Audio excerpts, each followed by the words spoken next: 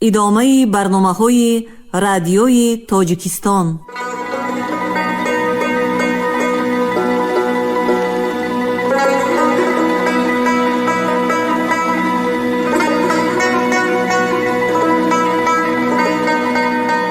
ассалому алайкум шунавандаҳои гиромӣ, ба таваҷҷӯҳи шумо гуфтори адабӣ аз силсилаи хониши бадеӣ асари нависандаи бузурги тоҷик Садриддин Айнӣ, ёддоштҳо дар қироати Абдурашид Хуҷамқулов.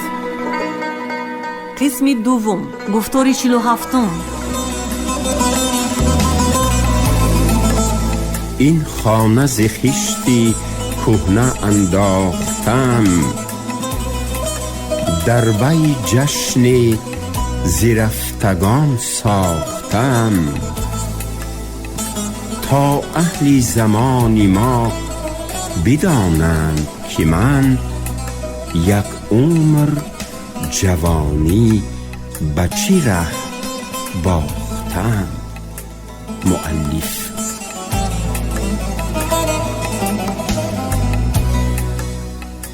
من در پیش دری پرتوی رباط رسیده بودم که آن در گشاده شده. از آنجا یک پری که من تصویری آن گونه پریها را در کتاب‌های افسانوی بسیار خوانده بودم برآمد. این آرامی جانی من، بلکه خودی جانی من بود که به شکل و قیافه پریان افسانوی ظاهر شده بود. در تن کرته اطلسی سیاه تاب داشت که او را با تاریکی شب همرنگ می داشت. به سرش نه کله پوش بود نه سرانداز. به جای آنها مویهای سیاهی مشکین فامی نابافته‌اش از گرداگردی سرش به دورادوری کمرش پریشان گذاشته شده بودند که نوگهای آن مویهای دلاویزی آویزان از خمگشت زانوهایش پایین گذشته به بالا خم خورده حلقه های قطاری دامهای موین را به نظر نمایان می کردند. حقیقتا هم آن حلقه ها دامهایی بودند که مرغ دلی بیننده غیر از گرفتار شدن به آنها چاره‌ای نداشت. یک قسمی آن مویهای مرغوله‌داری پرشکن از دو طرفی روی آن پری سیما به کنارش فرو افتاده سیمای او را حقیقتا هم به پری افسانوی مانند کرده بودند. معلوم بود که او سرش را شسته، موهایش را شانه زده، اما به بافتن فرصت نیافته به پیش من برآمده بود، یا قصداً نبافته برآمده است که با نشان دادن آن زلفانی پریشان در حالتی طبیعیشان مرا ضیافتی وداعی نماید.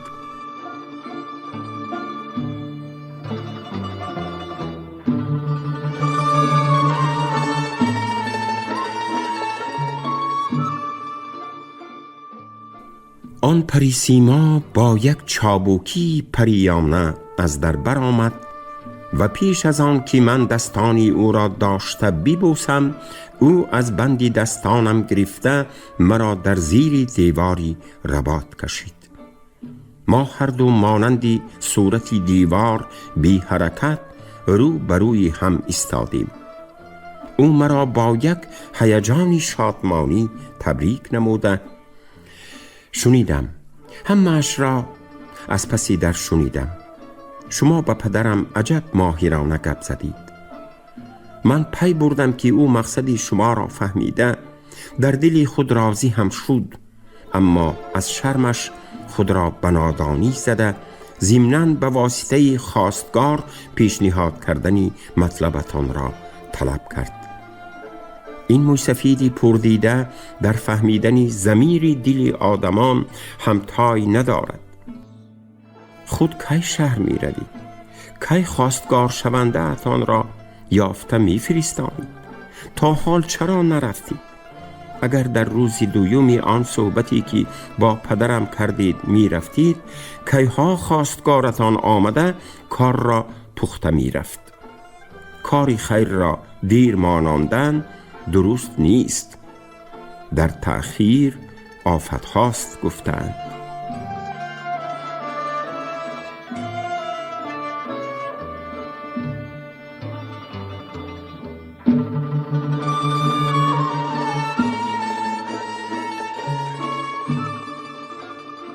از طرز گفتاری او معلوم بود که وی سخنانی به من گفته پدرش را تماما باور کرده است. او بی صبرانه می خواست که من زودتر شهر رفته خواستگار فرستاده کار را پزانم. نظر به عقیده وی کاری خیر نکاح فقط به آمده رفتن خواستگار نگاه کرده مانده بود. همین که خواستگار آمده رفت، در رو توی و نکاح شده ما روی راست با هم می پیوستیم. من به همه پرسش های او جواب ندادن، تنها برای زود به شهر نرفتنم سبب نشان دادن را مناسب دیدم و گفتم من می خواستم که زودتر رفته خواستگار فرستانم، اما تو را ندیده، از تو اجازت نگرفته، ودا نکرده چگونه رفته می توانستم؟ خب اکنون مرا دیدید، اجازت هم می گیرید، ودا هم می کنید، بعد از آن کی می روید؟ گویان سخنی مرا بریده پرسش اولین خود را تکرار کرد. پدرت که آمد از وی رخصت گرفته به ره می برایم. پدرم حاضر می آیند. من ستاره را در ره روی بیرون ماندم که هر وقت پدرم از دروازه در آید، او دویده آمده با این در نزدیک شده سلفه کند تا که پیش از به حولی درون در آمدنی آن کس من خود را در درونی رباط گرفته در را از درون بندم، گفت و علاوه کرد. حالا یک خبری خوشی دیگر را من به شما نگفتم. پدرم برای شما یک جامه روی پوشی نو دوزانده، یک کله پوش و یک سله نو هم تیار کرده ماندند. معلوم می شود که موی سفید دوراندیش داماد شونده اش را به پیش خواستگار شونده راست کرده آراسته فرستادن را لازم دانسته است. معلوم می شد که محبوبه ساده دلی من برای من سروپا لباس تیار کردن پدرش را برای آراستن داماد شونده پنداشته آن حادثه را یک خبر خوشگویان به من می رساند و حالان که آن سروپا برای بستن دهان من از فاش کردن سری کفش پیشمانی بود که او را پدرش در روزهای اولی آمدنم به من وعده کرده بود.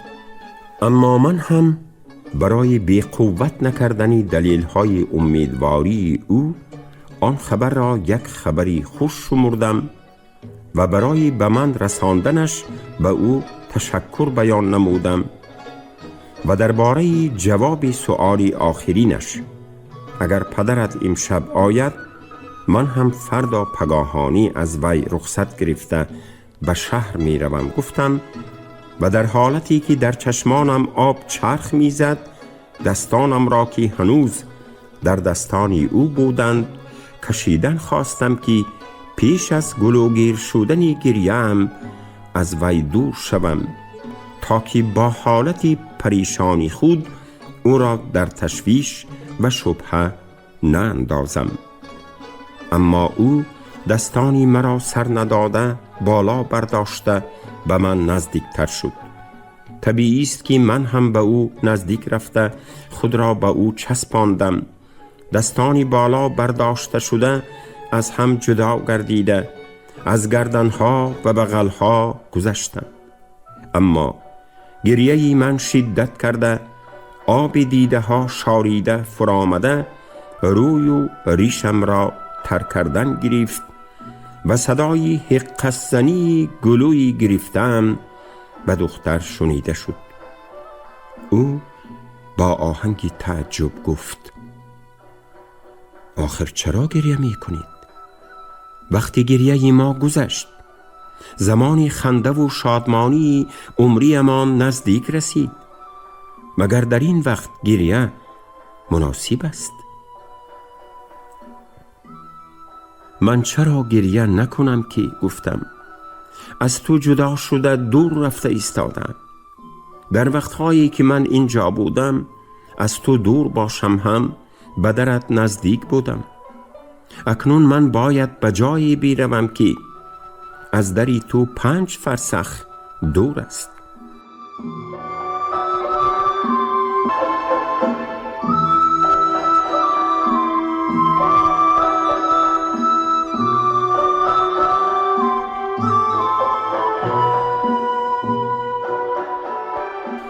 البته این سببی که من به گریه خود نشان دادم برای پنهان داشتنی سببی حقیقی گریه ام بود، از آن دلبری دلنوازی ساده‌دل.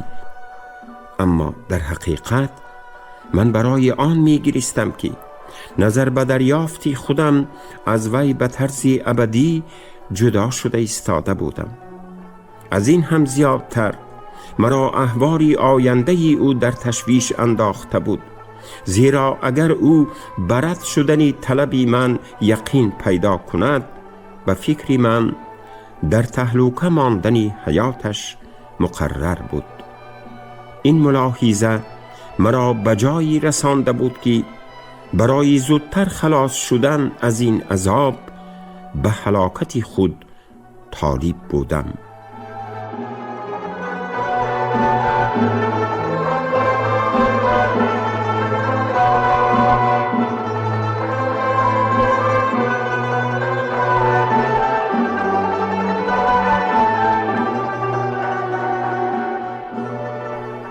آرامی جانی من با مهربانی تمام روی و موی خود را به چشم و روی ترم مالیده ایستاده می خندید و دید که خنده‌اش مرا از گریه باز نمی دارد. جدیانه گفت: آخر بس کنید، شما بچه خردسال نیستید. در دور رفتن شما گریه کردن حقی من بود، لیکن من به امید آینده خندان از همین وقت سر کرده خندیده ایستادم. من شما را به این درجه بی صبر نمی پنداشتم. درست است که درد هجران زور است، اما زوری وی از شما زیادتر به گردنی من افتاده ایستاده است. با وجود این من این باری وزنینی موقتی را با یاری قوه امیدی آینده درخشان برداشته ایستادم. شما که مرد می باشید مردانه شوید. چون او دید که من با آن گونه تسلیدهی ها تسلیاب نمی شوم، از جدگی به هزل و شوخی گذشته عشوه بازی را سر کرد و با آواز گریه‌ای ساخته: اگر آرام نگیرید من هم گریه می کنم. من گریه هم آمد، بینم کنی و گریه من چنان تاب می آرید، گفت و مرا تنگ در بغل کشید.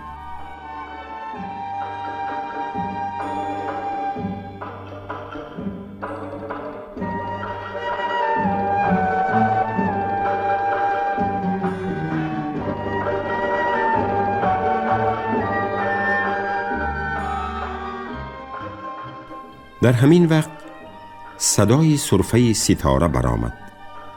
دختری مهربان مضطربانه بالای هم برویم 2-3 بوسه زده دلکشالانه مرا پرتافته: خیر، تا دیدن در پناه خدا باشید. مرا فراموش نکنید. خواستگار را زودتر فرستانید. از پی وی خودتان هم زودتر بیایید. گویان برابات در آمده در را بست و من به دیوار تکیه کرده خشکیده ماندم. برای من همه چیز تمام شده بود.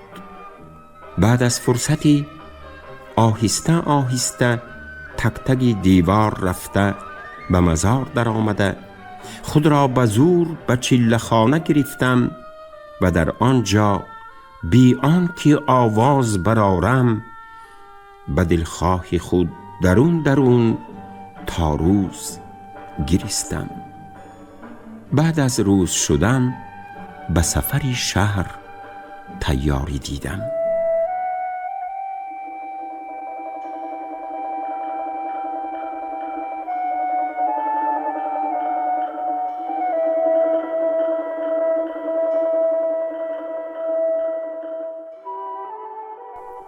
بدبختی پرفاجعه‌ای، دختری ناکام.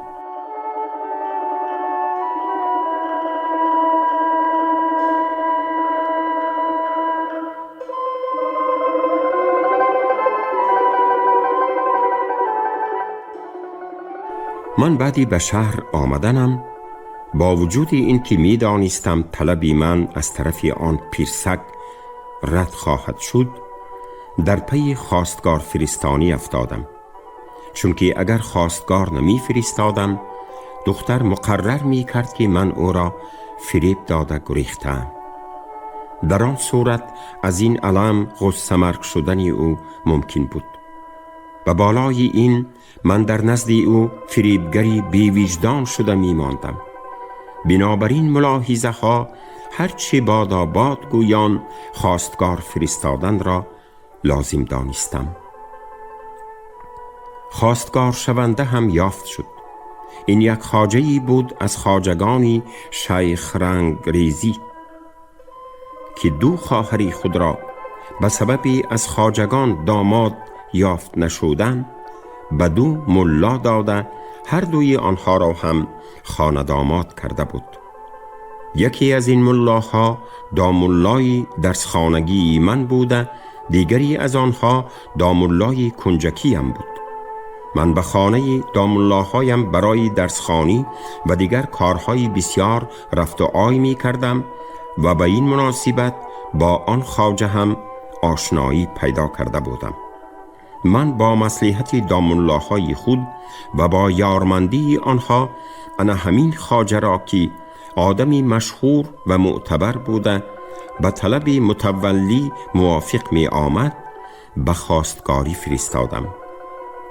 خواجه خواستگار روزی دویومی رفتن خود به سر مزار خواجه اوبان برگشته آمد، اما او مانندی گاوی به فروش نرفته‌ای که از بازار گشته می آید بسیار لکات شده آمده بود. لکاتی او تنها به سبب ماندگی راه نبوده، متولی او را با جوابی حقارت‌آمیز خود شلپر کرده گردانده بوده است.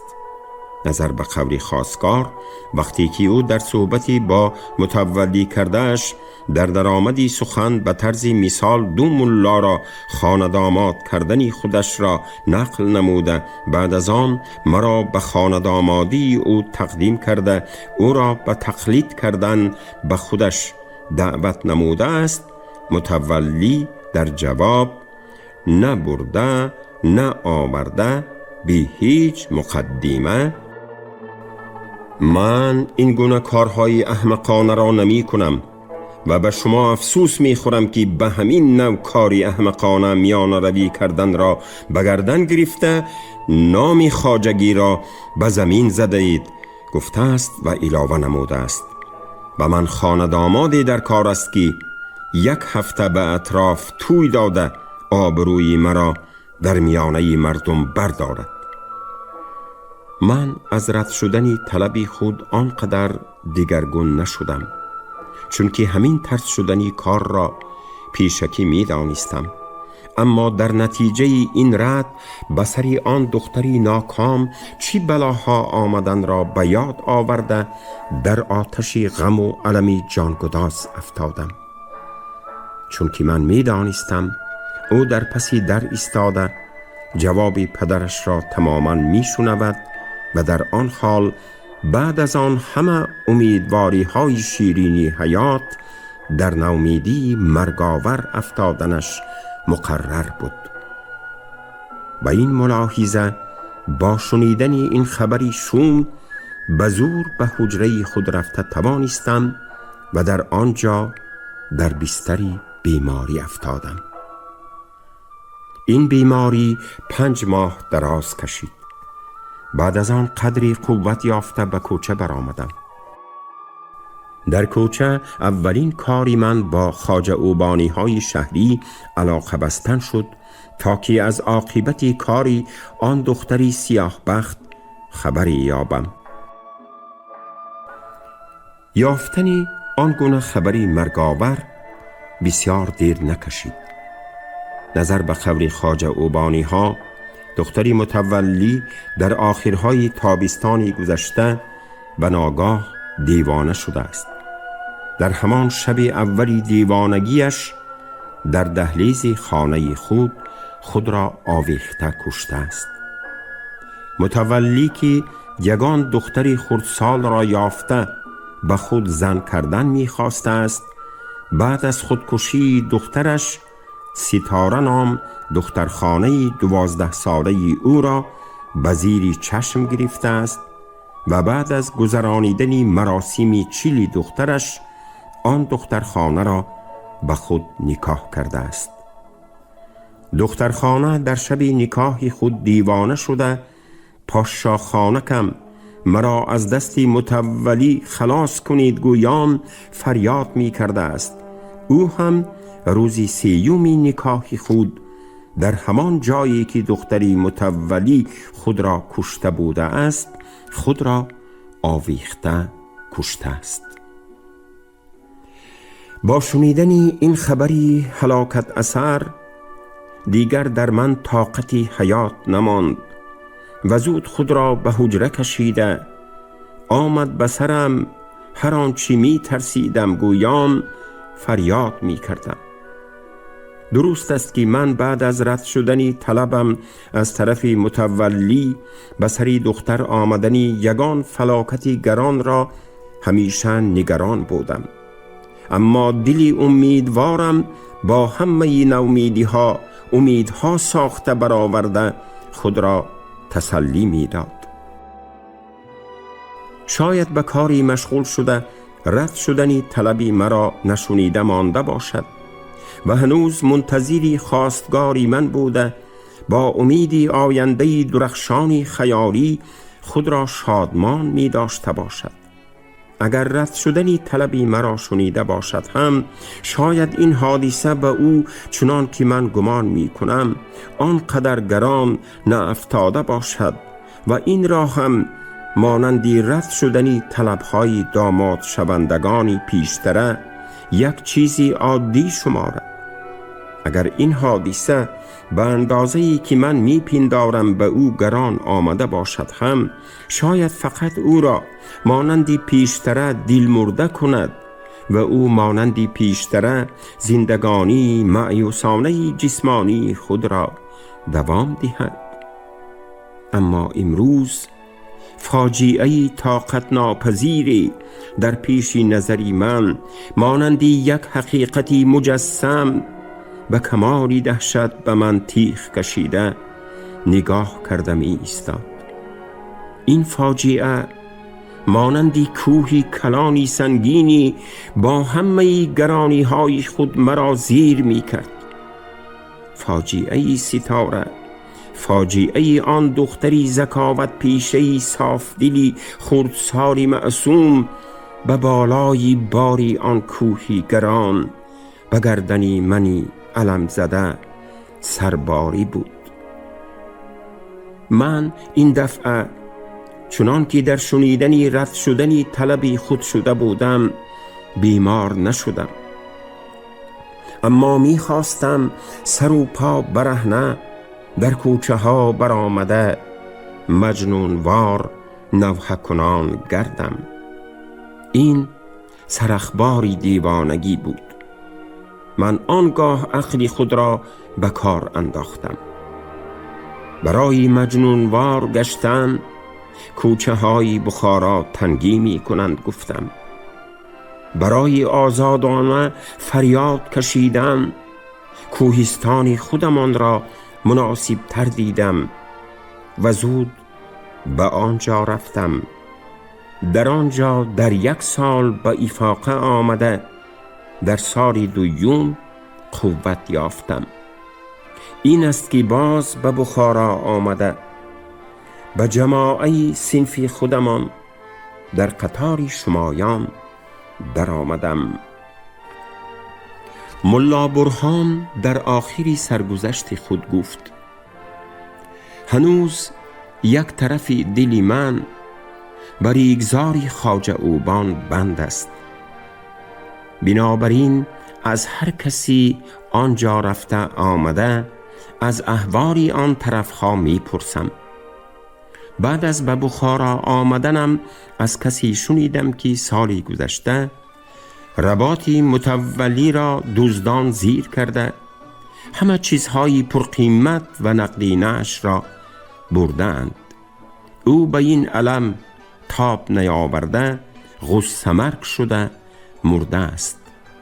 بقیه مال و اشیایش بنابر بیواریث بودنش از طرف قاضی آن تومن پادشاهی کرده شده است و به جای او یک خواجه اوبانی دیگر متولی شده پیشه کفش پیشمانی را به صفت کراماتی بزرگوار دوام کننده است.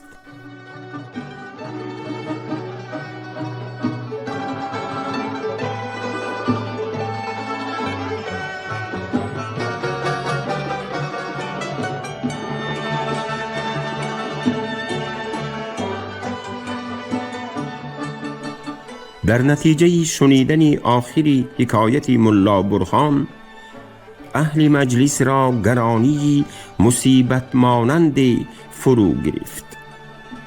ملا رحمتی سرتراش به سخن در آمده گفت: من یک واقعه آب نرسیده خنده آور دارم.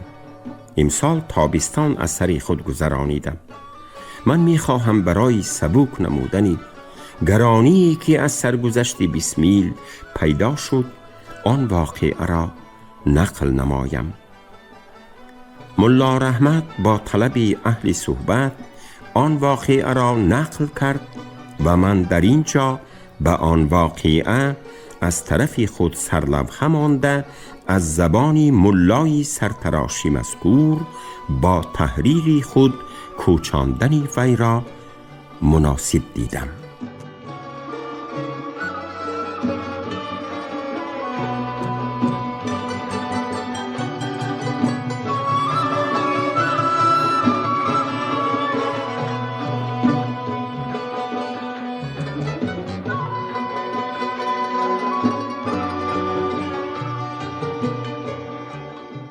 شما گفتار 47 را از روی اثری نویسنده بزرگ تاجیک صدرالدین عینی یادداشت‌ها شنیدید. راوی عبدالرشید خوجمقلوف، کارگردان شیرعلی نغزلی. پایان گفتار ادبی از سلسله خوانش بدیعی.